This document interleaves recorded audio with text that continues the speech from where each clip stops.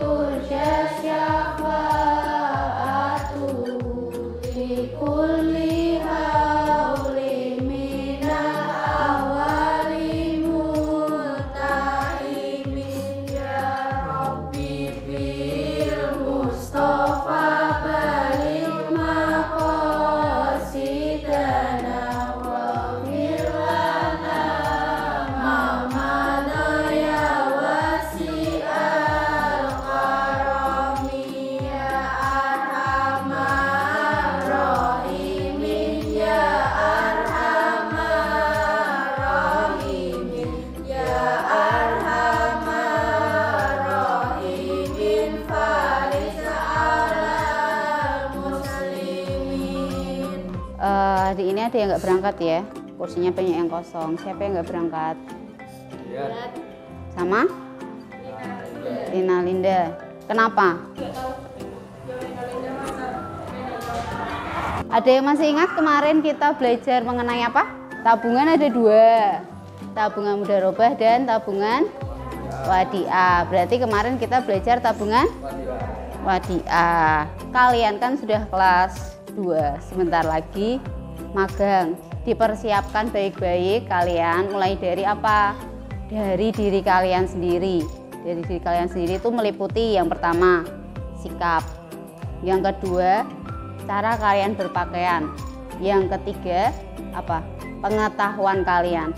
Bu Vero di sekolah hanya bisa mengingatkan untuk 2 hal, yaitu sikap dan apa? Dan cara berpakaian. Hanya bisa mengingatkan. Kenapa? Karena kalian yang menjalankan.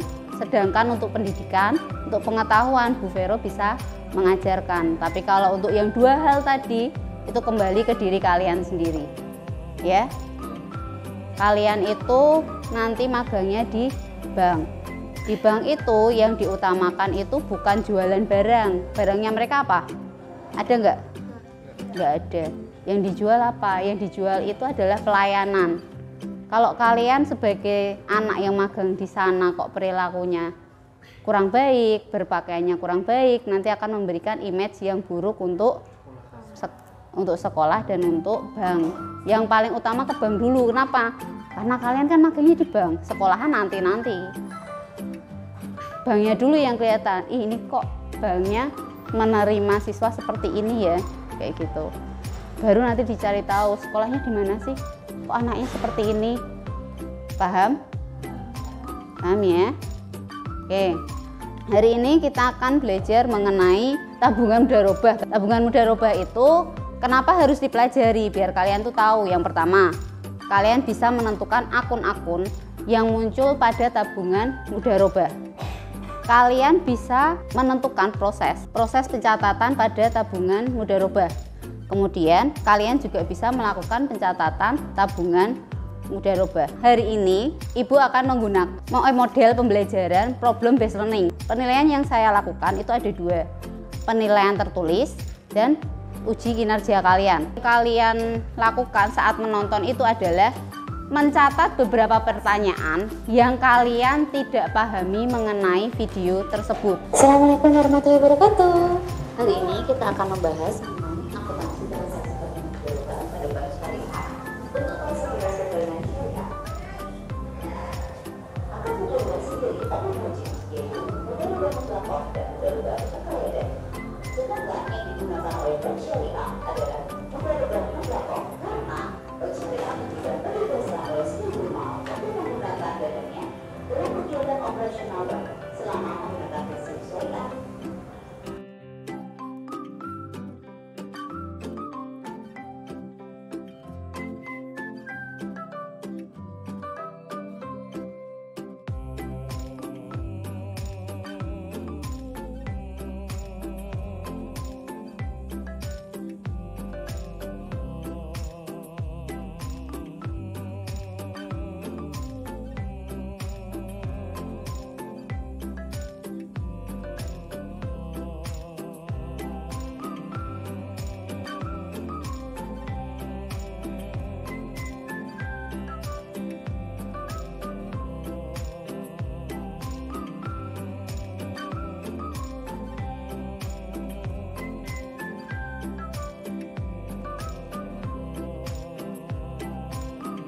Ada yang mau ditanyakan nggak mengenai video tadi? Bagaimana penentuan nisbah bagi hasil? Penentuan nisbah bagi hasil. Ada yang sudah belajar kemarin mau coba menjawab pertanyaannya Mbak Marsha? Ya, oke. Silahkan Mas Angga. Penentuan nisbah bagi hasil sesuai kesepakatan antara sohibul mal atau nasabah dengan mudarib atau bank. Pada saat awal akad, biasanya mudarib memperoleh bagi hasil lebih besar dari sohibul mal karena digunakan untuk membayar operasional kerja. Iya, betul. Ada yang mau tanya lagi? Kalau tidak ada, Bu Vero lanjutkan. Kalian coba dulu yang dua awal, yang penyetoran dan penarikan. Ini Bu Vero bagikan bukti transaksi dari nasabah. Silahkan dikerjakan, tapi bukan diskusi ya. Kerjakan sendiri, manual. Tidak boleh menggunakan alat bantu kalkulator.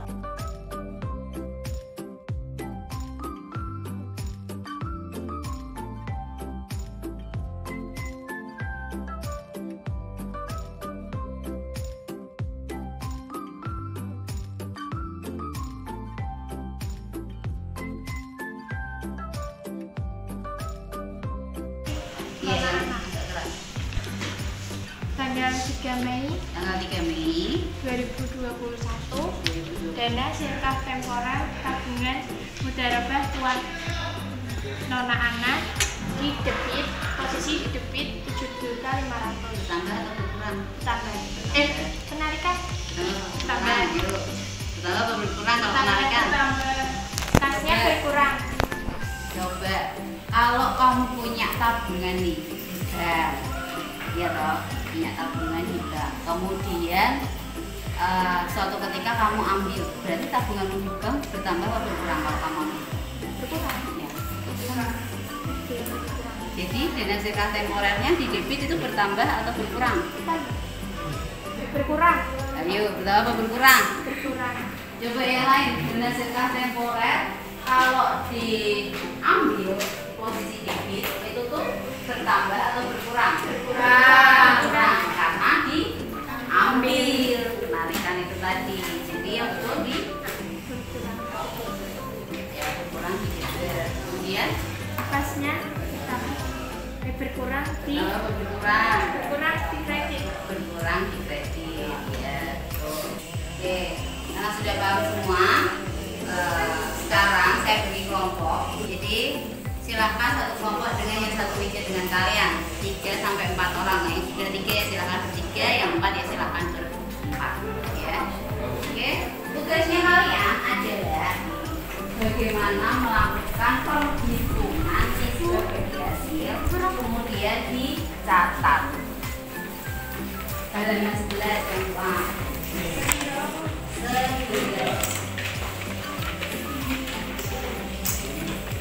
Kalau ada yang bingung silahkan ditanyakan ya.